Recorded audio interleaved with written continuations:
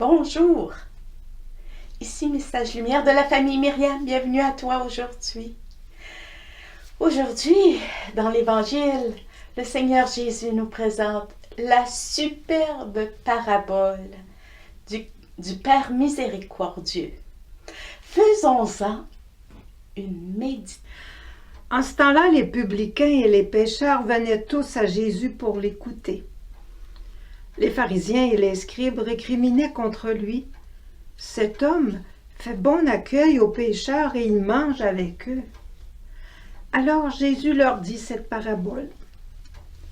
Un homme avait 2 fils.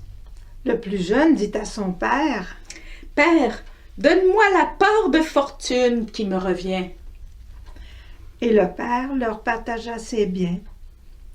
Peu de jours après, le plus jeune rassembla tout ce qu'il avait et partit pour un pays lointain, où il dilapida sa fortune en menant une vie de désordre. Il avait tout dépensé quand une grande famine survint dans ce pays et il commença à se trouver dans le besoin. Il alla s'engager auprès d'un habitant de ce pays qu'il envoya dans ses champs garder les porcs. Il aurait bien voulu se remplir le ventre avec les gousses que mangeaient les porcs, mais personne ne lui donnait rien. Alors il rentra lui-même et se dit, « Combien d'ouvriers de mon père ont du pain en abondance, et moi ici je meurs de faim. Je me lèverai, j'irai vers mon père et je lui dirai, « Père, j'ai péché contre le ciel et envers toi. Je ne suis plus digne d'être appelé ton fils. Traite-moi comme l'un de tes ouvriers. » Il se leva et s'en alla vers son père. Comme il était encore loin, son père l'aperçut et fut saisi de compassion. Il courut se jeter à son cou et le couvrit de baisers. Le fils lui dit, « Père, j'ai péché contre le ciel et envers toi.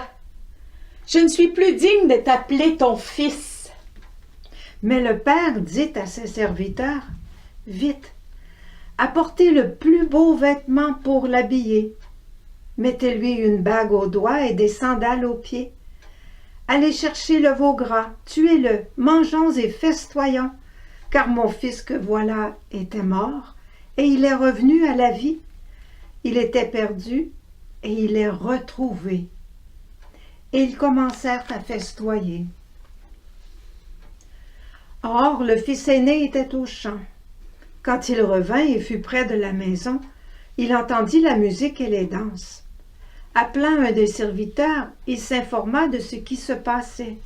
Celui-ci répondit, « Ton frère est arrivé, et ton père a tué le veau gras parce qu'il a retrouvé ton frère en bonne santé. » Alors le fils aîné se mit en colère, et il refusait d'entrer. Son père sortit le supplier, mais il répliqua à son père, « Il y a tant d'années que je suis à ton service sans avoir jamais transgressé tes ordres, et jamais tu ne m'as donné un chevreau pour festoyer avec mes amis. Mais quand ton fils que voilà est revenu, après avoir dévoré ton bien avec des prostituées, tu as fait tuer le veau gras pour lui. » Le père répondit, « Toi, mon enfant, tu es toujours avec moi, et tout ce qui est à moi est à toi. Il fallait festoyer et se réjouir, car ton frère que voilà était mort, et il est revenu à la vie. Il était perdu, et il est retrouvé. »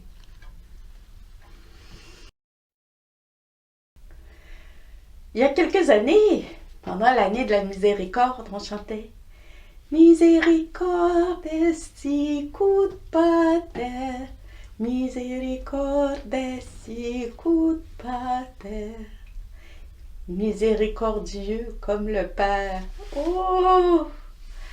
C'est un gros défi pour nous. C'est un beau défi pour nous. Mais si on écoute, il faut écouter les enseignements de Jésus pour savoir comment Comment est le Père? Parce que nul ne connaît le Père, sinon le Fils et celui à qui le Fils veut bien le révéler. À travers cette parabole, Jésus veut bien nous révéler son Père. Il nous révèle le Père.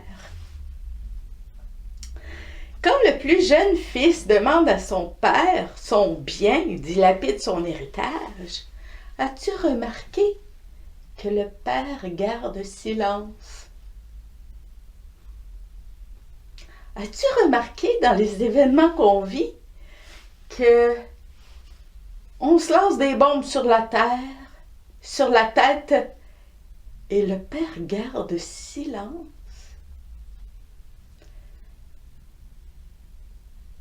Le silence de Dieu, c'est le signe de la miséricorde du Père.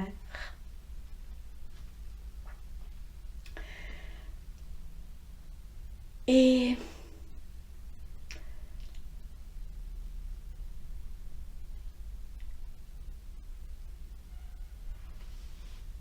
le fils, quand il fait quelques pas pour revenir à la maison, le père sort de son silence. Il le voit de loin. Qu'est-ce que fait le père quand il garde silence? Il attend. Il attend son enfant. Le père voit le fils, il est tout ému. Il court se jeter à son cou.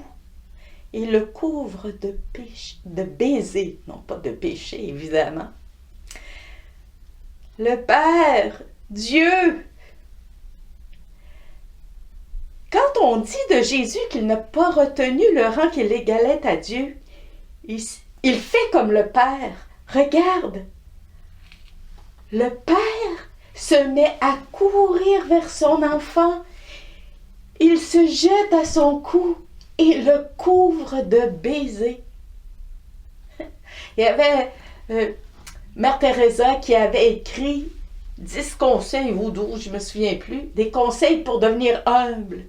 L'un d'eux, c'était ne pas se retrancher derrière sa dignité. Le Père ne se retranche pas derrière sa dignité.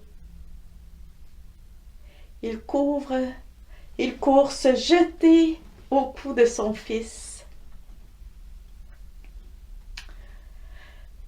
Le fils commence sa confession. Mais, as-tu remarqué, il n'a pas eu le temps de terminer. C'est le Père qui l'interrompt.